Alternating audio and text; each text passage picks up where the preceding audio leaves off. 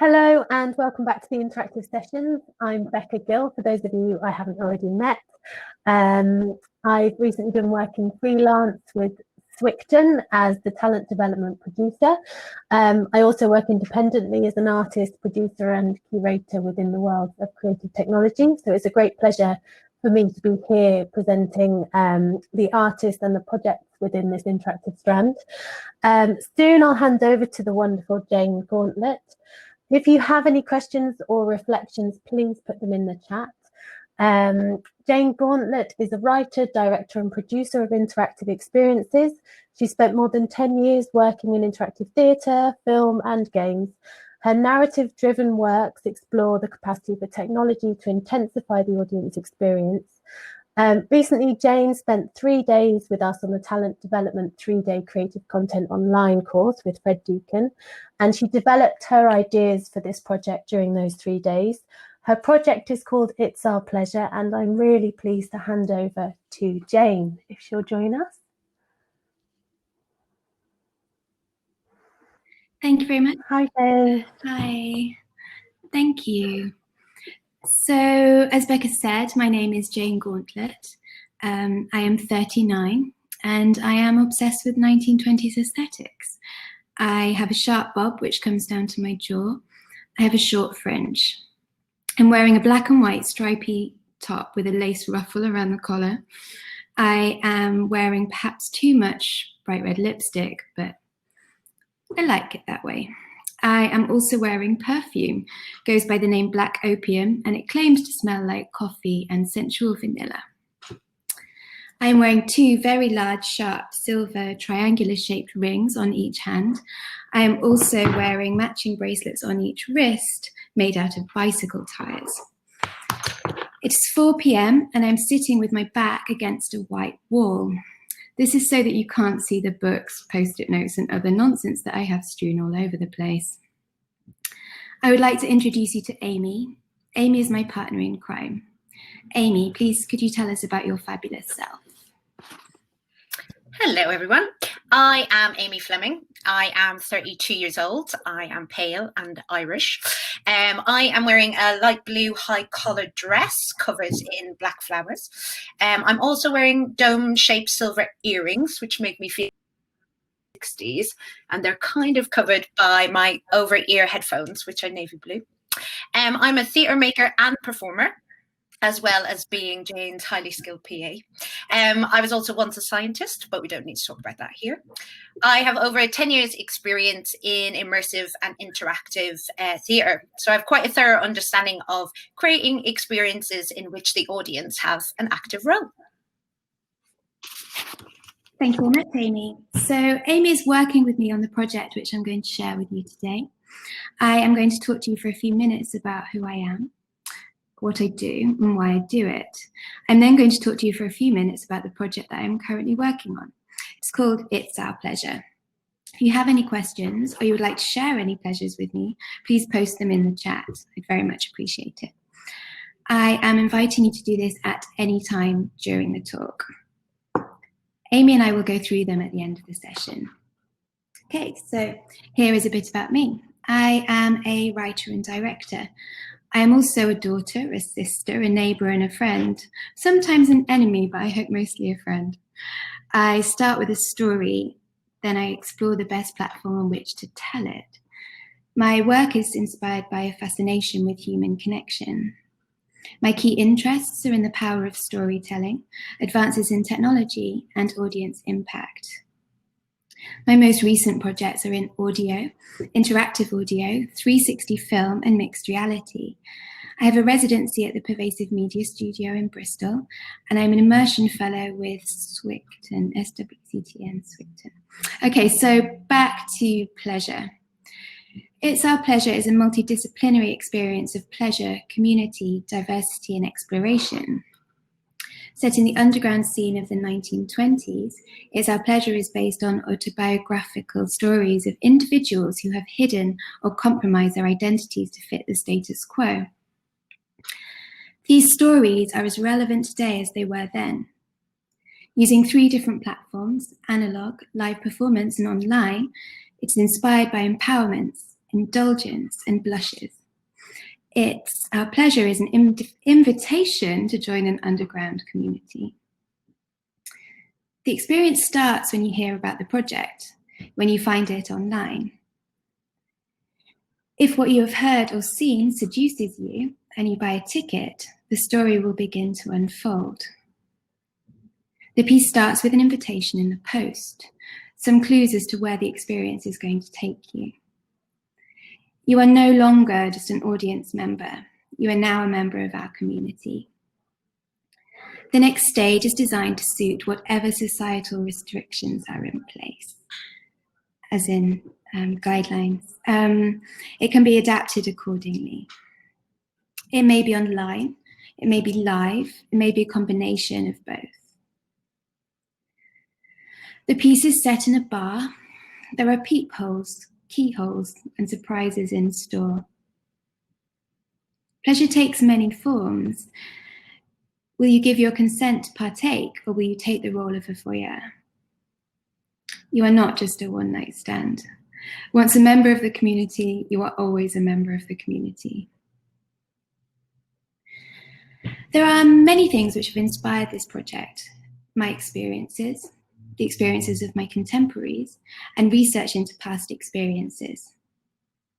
It's Our Pleasure is also informed by stories I have heard about international underground nightclubs and the book about pleasure activism by Adrian M. Brown.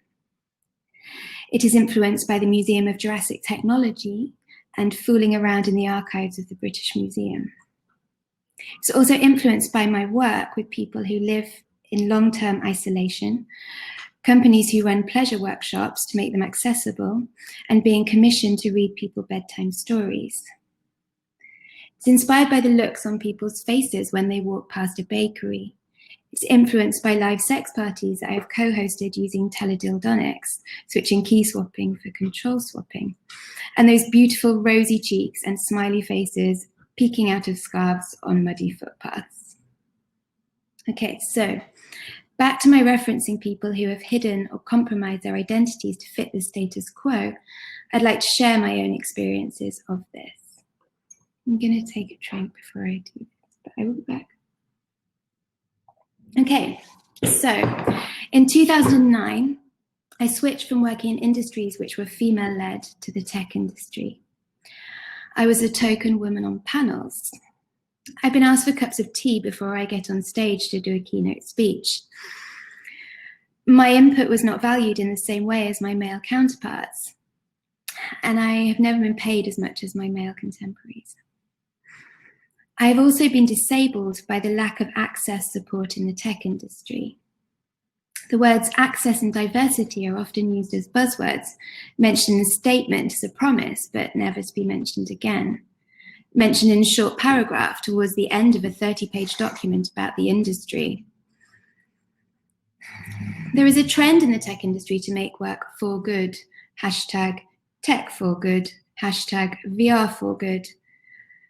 Having observed the industry, I feel bold enough to say that many people want to make work which inspires empathy towards people. However, they are unlikely to go so far as to employ them. In 2011, I created an alter ego, richard@janegauntlet.com, signed Dick. I found that my emails were responded to in an entirely different manner. I learned a lot from this. I put my dick away in 2013. I want to add that there are many people fighting to change things regarding gender and access, like the people who have supported me in being here today and have brought you this amazing event. I am inspired by people who fight for human rights and equality, people who mean what they say when they use the words diversity and access. They are not just buzzwords. So, I'm airing on 40, and I feel a degree of responsibility regarding the boundaries that people are facing. I've witnessed some changes, and I want to see more changes within my lifetime. Okay. I would like to say more about It's Our Pleasure, but we haven't made it yet, so it's a little bit limiting. We have, however, started working on the research.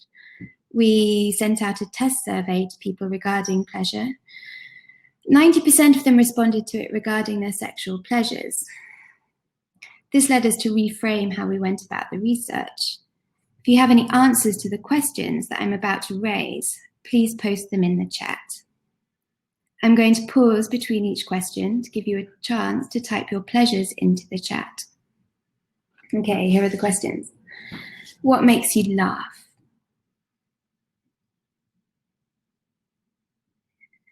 What smells do you like?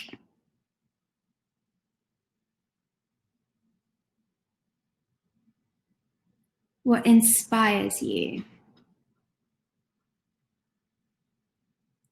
What sounds do you like? What turns you on?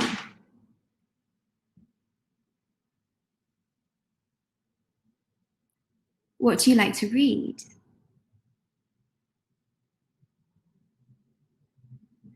What do you look forward to on a specific day?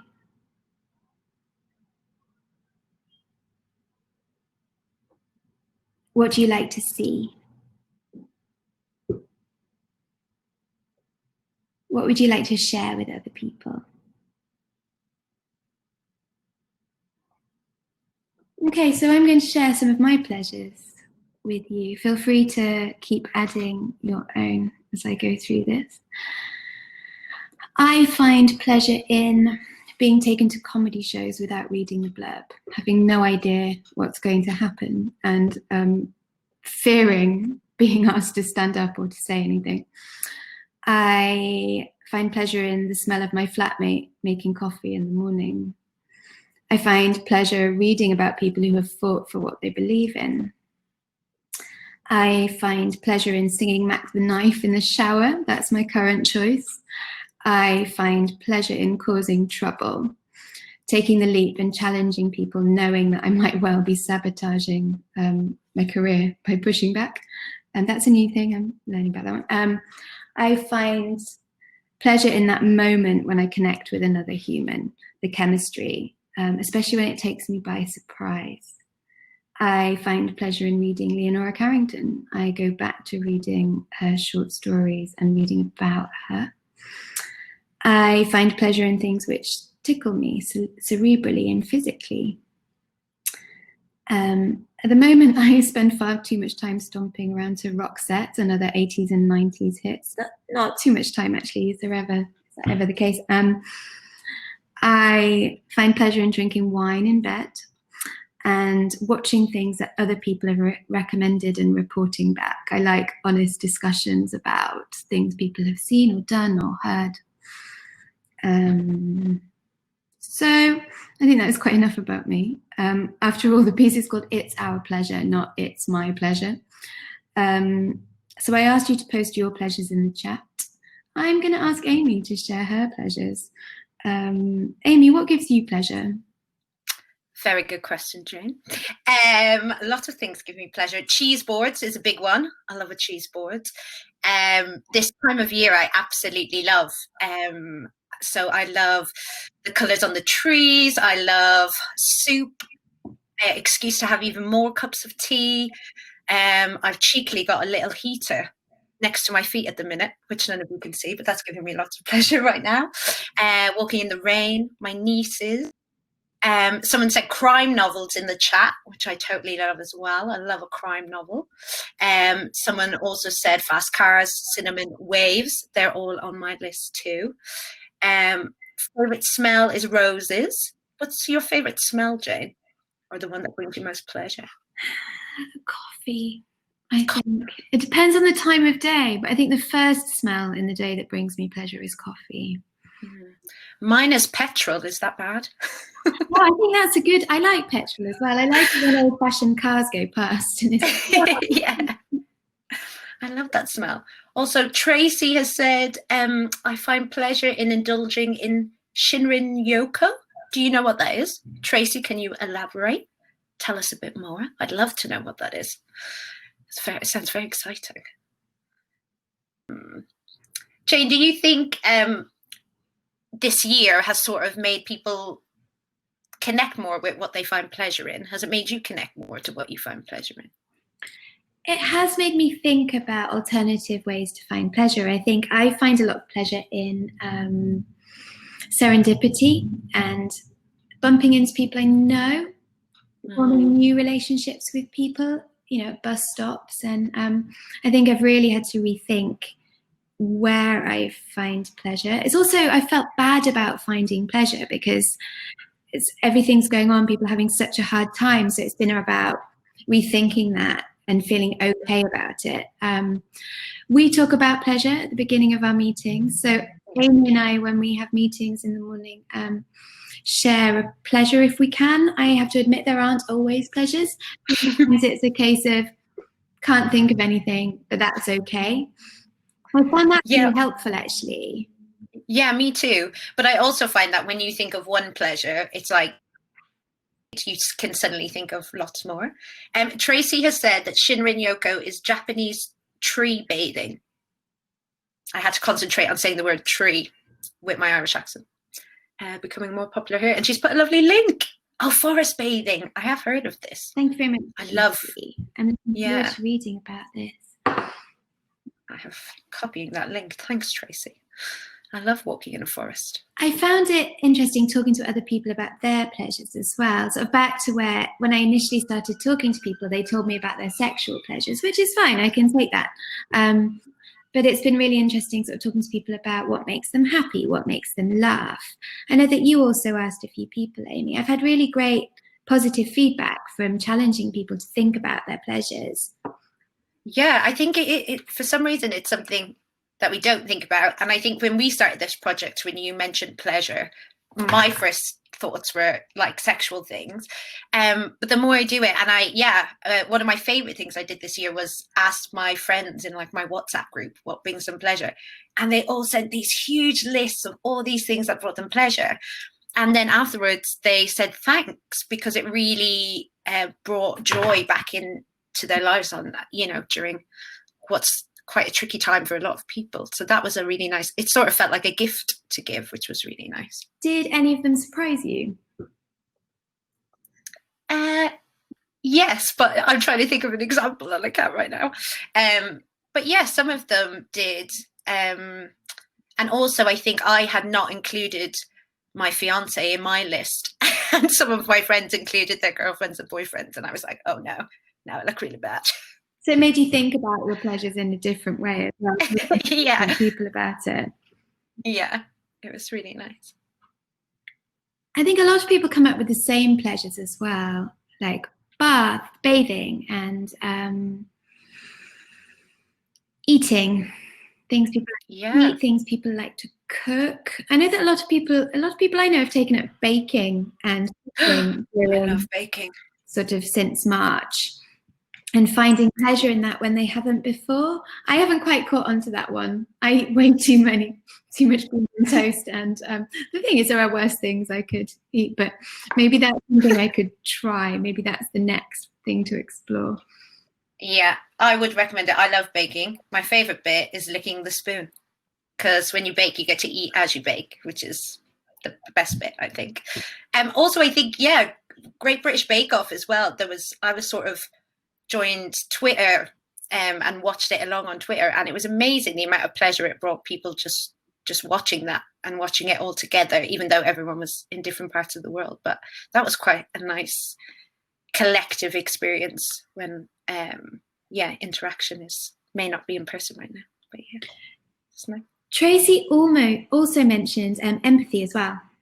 Yes, she did. I didn't know whether to bring that up because I know how you feel about empathy.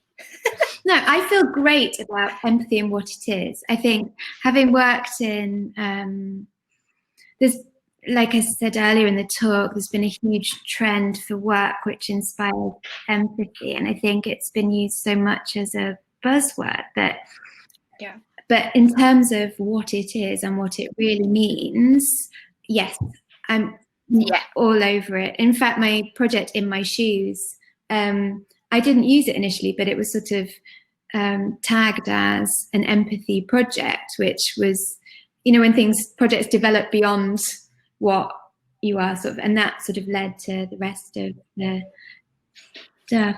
Tracy, do you have any examples of empathy empathy and things that you'd like to share with us? I feel like we're putting a lot of pressure on you. Yeah, poor Tracy. It's either just write shush or actually, Amy, could you just say shush, please?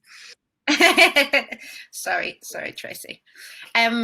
Jane, on that project, how did empathy play a part?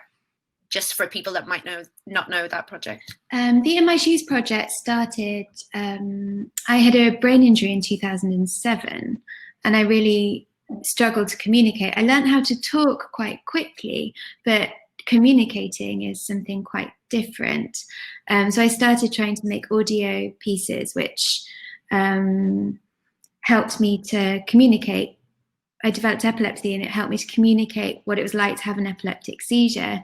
I think at the beginning I was calling it In My Shoes because I wanted to get as close to putting people in my shoes as I can. I think what I've learned is that that's not possible. I can work towards it, but it's not actually possible. But then I started collaborating with other people to make stories of their experiences. So I just kept going with that and wrote over 120 audio pieces. And I love doing that project. I love, some of them are interactive audio pieces between family members, so mother, daughter. So yeah, have I talked too much about that? Sorry. No. Also, I think for people that haven't heard of it as well, I love that project. And it's ongoing as well, so it'll pop up, I think, for people. Tracy has very kindly said, the empathy we can share online to listen, to think of ways of creatively expressing it. So yeah, how can we do that online? It's really interesting right now. Sylvia's also put in a great list of pleasures: eating meat, doing dance classes at the gym, watching Trump being an idiot, when students of theirs able to achieve things they didn't think they could. Oh, that's so nice. Yeah, those are really great things. Especially the dance classes. What dances do you like to do, Sylvia? Zumba. Yes. I'm terrible at it. I'm not very good at shaking my booty. Sylvia, what's body jam? I've never heard of body jam. I'm intrigued. I'm just imagining a body covered in jam, which may be a pleasure that we don't explore today. Oh dear, it's hard to describe. Are you going to send us a video demonstration? I'm teasing you. I also love the bit about students achieving things. There's something amazing watching somebody come up against a boundary and then breaking through that boundary, not necessarily in the way that they expect to. Yeah, absolutely. Oh, we've got a nice link. Thanks, Sylvia. We will absolutely check that out. There we go. That's what we're doing tonight, Amy. Yes. Online body jam session. 100%. Great. We're running out of pleasures that are being shared with us. If you have any more, please do give us some. Amy, I'm feeling a bit like a radio DJ. Yeah, I love it. I've got my headphones in. I'm a producer. It's great. Tracy said dancing is one of the best ever pleasures. I 100% agree. I teach belly dance, although it is not so pleasurable online. Oh, why do you think there's a barrier to belly dance online, Tracy? That's really interesting. Yeah, I wonder how, it must be quite difficult to teach. Yeah. Camera to camera. Have you ever done belly dancing, Jay? No, I haven't actually. Maybe I should do more dancing. Maybe that's another thing I should add to my pleasure list. There you go. Possible pleasure list. Yes, I agree with Sylvia. I did an online belly dancing course. Well, not a course, just a lesson. And it was so hard. I was sweating, almost crying by the end of it. You weren't teaching, just showing. And I'm seeing their feet. That's great. Yeah. Yeah, I haven't seen another person's feet in a long time. That's a good point. Yeah. Yes, Sylvia. I agree. So Sylvia's saying that she didn't know certain body parts could move in those ways. Yeah, me either. Jane, are there any other projects that you've taken part in that have brought you pleasure in the past? Yeah, there are. There was a project called The Sultan's Elephant, and it was quite soon after I moved to London, and I'd taken my partner, you know, we were students and we just moved to London, and I wanted to surprise him. So I took him to the Ritz thinking it was going to be this amazing, fabulous place to go, and it was going to feel like we were in a film and we were going to love it. And then we didn't. It was terrible. The way we were treated was terrible. The way we felt about being there was terrible. They gave us these sort of really stale sort of nacho chips. And, you know, it was expensive. We had ginger beer and wine because he didn't drink. But then we left there and we walked down towards Buckingham Palace.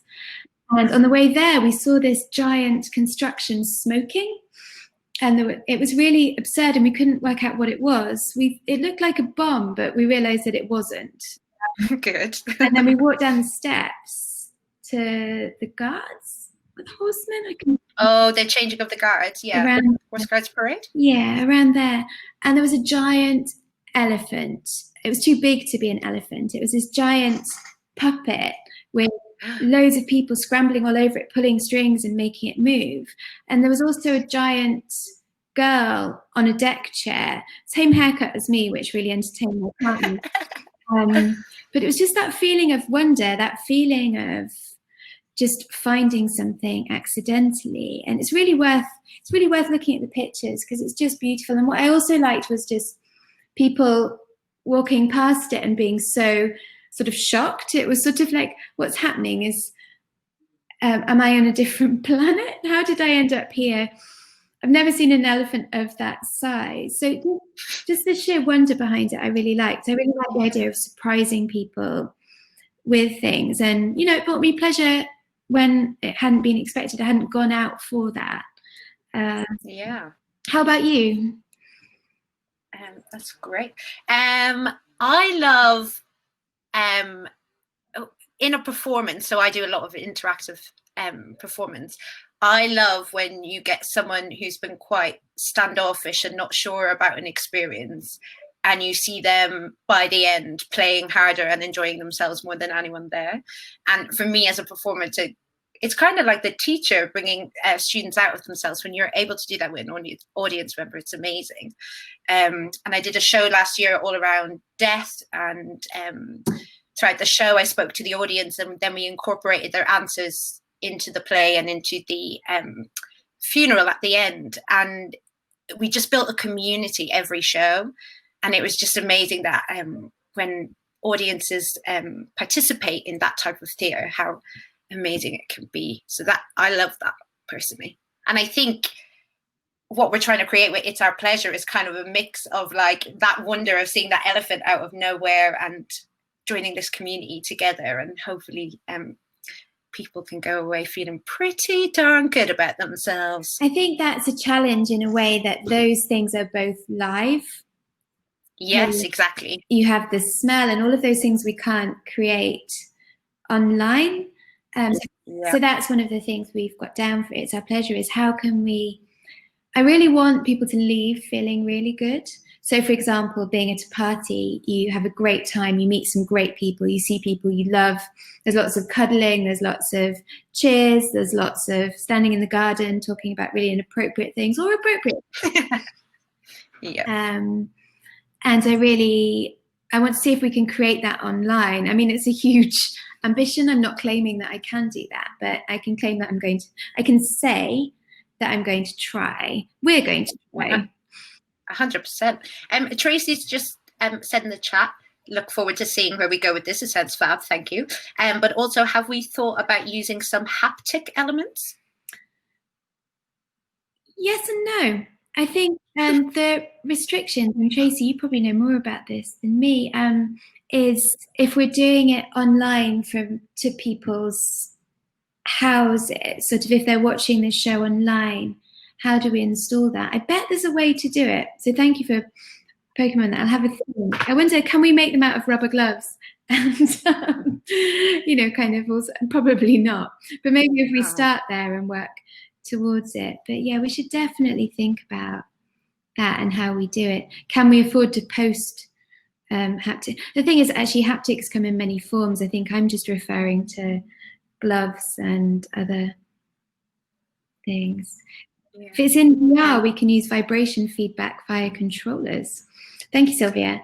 I'm trying to steer away from VR. I think just partly because I've been working VR for a long time and I want to explore making work for other platforms.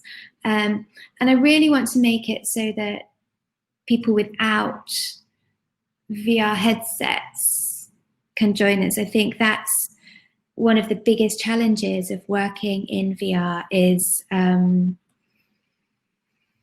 that we can only show it to people that have VR headsets. So it's quite often the same audiences. But maybe that's also something to explore in a future project. So maybe whilst we're learning about this, or maybe in the future, we could explore ways to do that. Sylvia says you can make mobile phones vibrate them. Yes, and you're right, everybody does have a mobile phone. Thank you, Sylvia. Those are really, really good suggestions. I guess it's also thinking about what would we want people's... I'm thinking out loud, Sylvia, and please take me with a pinch of salt.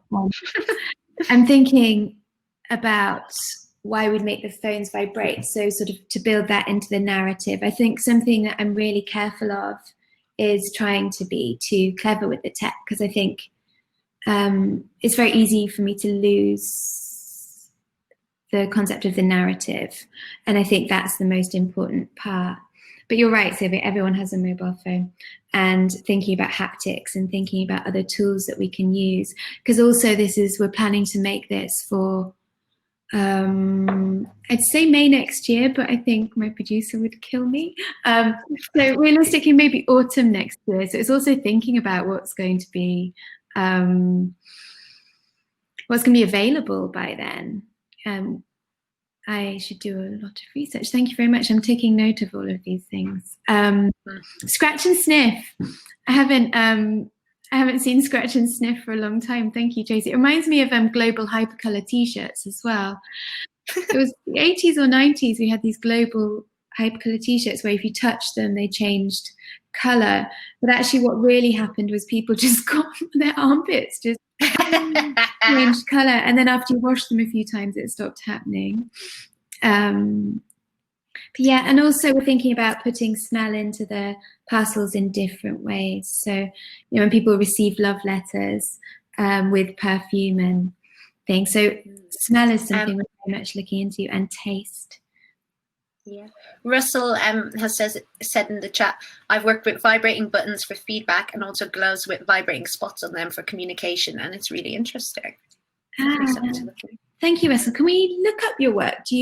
How do you feel about sending a link or some more information about it? Because it sounds fabulous. Yes, it does. I love the scratch and sniff idea too. I always wanted that wallpaper that they have in Charlie and the Chocolate Factory as well, where you can lick it and taste it. How do we do that online? Yeah, licking our screens. Okay, thank you, Russell. So he says we can chat about it, but he doesn't have a working website at the moment. I'm really curious. How do we do this? If Russell could potentially share his email, it's quite public. I could also share mine. Yeah. Or should I just share yours? Go for it. No. So, you're popping that into the chat? Great. That'd be great to talk about that, Russell. Sounds super interesting. Thank you, but there's also no pressure. Yeah. It's entirely up to you. I don't want you to feel that we are going to... Oh, great. Thank you. Thank you. I do feel like we're on the radio, Amy. I like it. Yeah, we've never done it like this before. It's interesting to explore. Again, we're exploring different ways to use technology. It If I sussed out haptics, I could make your phones vibrate and pretend I'm sending. There's all sorts of things we could do with this. Yeah, I really like the idea of playing with that, and also, as you say, Jane, because we lead, the text sort of comes out of the content, and how we could create a character that is based around the mobile interaction, and especially in a secret underground community, what a vibration might mean, what a touch might mean. That's really interesting to play with, I think. Yeah. I was going to say, I was thinking of other things that brought me pleasure. I bought a dartboard. Oh, did you? How's it going? I'm terrible. Well, no, it depends actually. I go from doing it quite well to being terrible. There's no middle. I'm not getting, there's no middle ground. So I've got to have a think about how I make that. Do you have personalized darts? Do you have your face on your darts? No? Okay, one day. No, not yet. We'll build up to that. What does it say? Any questions about It's Our Pleasure? Share your pleasures from Becca. Thank you very much. Textures, memory triggers, springs to mind. Yeah. There's also sort of, so that's just, thank you, Tracy, textures, memory triggers. It's made me think of ASMR. I've been doing some research into that. And, things some people find horrific, others find really pleasurable. Yeah, that's also something to bear in mind, I guess, as we're creating it. Yeah, not everything is going to be pleasurable for everyone. So how do we allow that element of choice, I guess? Absolutely. Little bags of sand, I think, is lovely. Oh, I used to have little sand kits, where you pour the coloured sand into jars. I made like little sand things. I had one of them when I was a kid. Thanks for that memory, Tracy. Thank you. Or also we could send enough sand for people to put their feet into it. We can make a piece about being on the beach. Oh, that would be nice. Yeah, it's going to be interesting to play with the postal element and what we can send people. Yeah. Just trying to think, I've run out of pleasures. Today started off I was very excited, but I'm getting to the end of the Friday. I'm sure I'll build back into finding pleasures. I'm just trying to think. Thank you, Becca. Hello. Hi, I popped back in. Thank you for that. I think I was really inspired the other day when you talked about thinking about how your pleasures actually makes you seek out more pleasurable experiences. And I've been thinking about it ever since we last kind of talked about this. And it is true, you do kind of go, oh, I find that pleasurable. I might do that now. And it's a kind of quiet activism, which I think is really exciting. I just wondered, finally, if you could touch upon that kind of activism aspect of this project, which I know is in there, and your inspiration around how pleasure is a kind of an activism in society, especially at this time. Yeah, well, I think in the last couple of days, I've been thinking very much about, my mind's just completely blank, about, I really like the idea that we'd make a show and we're not telling you what to do or say or how to do it. And you leave and then it hits you that night or the next day. It's like, oh, I'm going to do this, or I quite like it if you just plant a seed. I'm not in a position where I'm qualified to tell people what to do. But also I just think that a lot of people that I've spoken to feel guilty about taking pleasure. And just thinking about ways to build activism into the everyday. So doing something that changes things every day without thinking about it, without shouting about it. Can't remember what else I said the other day, Becca. What else was I thinking about? It changes as we're. You just inspired me to think about pleasure, which is something that maybe we don't always do. So, yeah. Well, that's the project done. We can retire. But I really like what you're saying about kind of integrating that into people's everyday life, and for them to sort of almost join part of a community in which this is becoming part of how you're living your everyday, and then entering into these magical experiences that take you down the rabbit hole, which I think sounds really exciting. especially linking in with your narrative ideas as well. I wonder if you want to pull out a few more bits of your narrative ideas just before we tie up, because we're coming to the end of this session. Sure. So we're collaborating. This is definitely our pleasure, not mine. We're collaborating with artists to share work about pleasure in different ways. So working with a female magician and people working from different platforms, so audio and audio visual, and sort of thinking about audio thoughts of people cooking things and talking us through that, talking through the smells and seeing if that works. But we're very much in an experimental stage, so it's great because we've had some support from you and a couple of other people to explore it, and I'm really enjoying the fact that that gives us license to get it wrong. So it means that we can come up with as many ridiculous ideas as we want to. We've got the opportunity to get it wrong and start again. I really like being given the opportunity to take that risk, really. Yeah, and I guess one of the joys of creating it online is we get to work internationally. So we get to work with people in Australia, America, England, so Ireland. So it's really exciting that opens up the world to us for this, which is really great. It's great. And what are your next steps? What's the next stage in development before May? To develop the narrative. That's where we're starting. So we're going to spend a couple of weeks working on the narrative, and then we're going to meet with the artists and talk to them about how they want to collaborate with us, their responses to the narrative. So we're starting very much with the story, and then we're going to talk to technologists about how that might fit and how we can take that further. Again, it's in the really embryonic stages at the moment. So of course the plans might change, but that's the order we're planning on going in. And then what we're going to do is test it out on people. So Becca, you might receive something creepy close. I like that. It's good. One of my pleasures. So yeah, so that's where we're heading with it. Brilliant.